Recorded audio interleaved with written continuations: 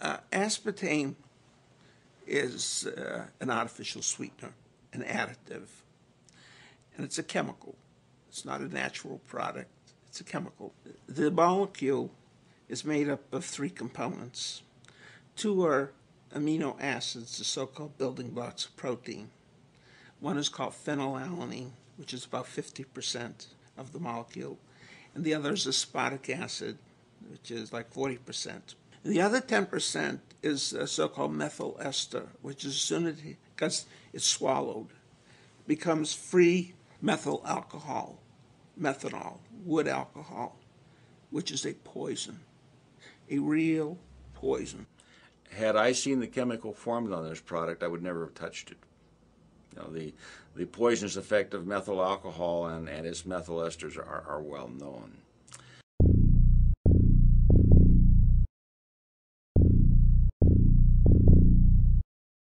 The GD Searle Company, in the quest to get approval for their product, aspartame, they conducted a study on animals in which they fed some animals, like I said, low dose, medium dose, high dose of the product, and then they used control animals that supposedly did not get any of the product. When they submitted this to the FDA and the FDA looked at it, there was some question about the study. Well, one of the scientists, a neuroscientist, looked at some of this, and he saw a lot of red flags. He said there's some real questions here about tumors being caused by this product, particularly brain tumors. So they ordered a study to be done by the Bureau of Foods, which was the precursor to the FDA. And Dr. Jerome Bressler was in charge of this group to look through the research that had been done by G.D. Searle, and that's what the Bressler reported about. And this is the report here. And basically what it shows is that either a lot of purposeful shenanigans was carried on to get this product approved, or, as he states it, it was the world's worst research. They found that what they did is the animals that died after being fed NutraSweet, they didn't autopsy the animals right away. Some of them were not autopsied more than a year afterwards. And of course the tissues broke down and liquefied, and so they couldn't do proper studies on them, but they reported it as if they had, and they reported these as normal. They found that they were taking tumors and cutting them out and throwing them away and saying the animal was normal. They had animal tissues that had obvious tumors in it that were reported normal. They had, in one of the cases here that's reported, a lymph node that was enlarged.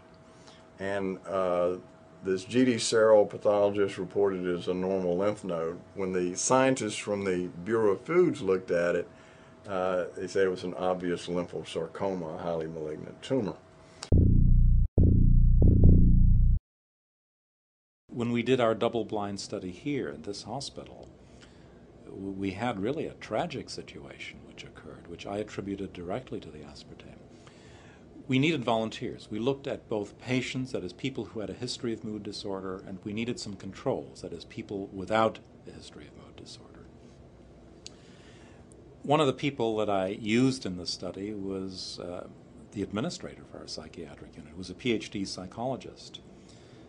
And several days into this study, he had an emergency. He had an ophthalmologic emergency. That is, he had sudden bleeding in his eye and a detachment of his retina. He had to be rushed to Cleveland for emergency surgery. His eye could not be saved. He lost the vision in one eye.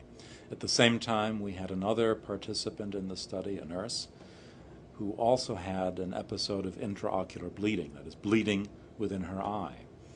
So we had two people who, during the course of the study, had eye emergencies.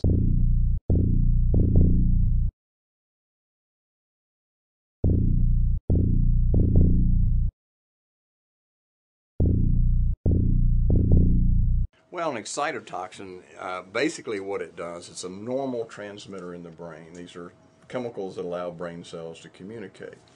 But if it's in even a minute over-concentration in the brain, it causes the brain cells to become extremely excited.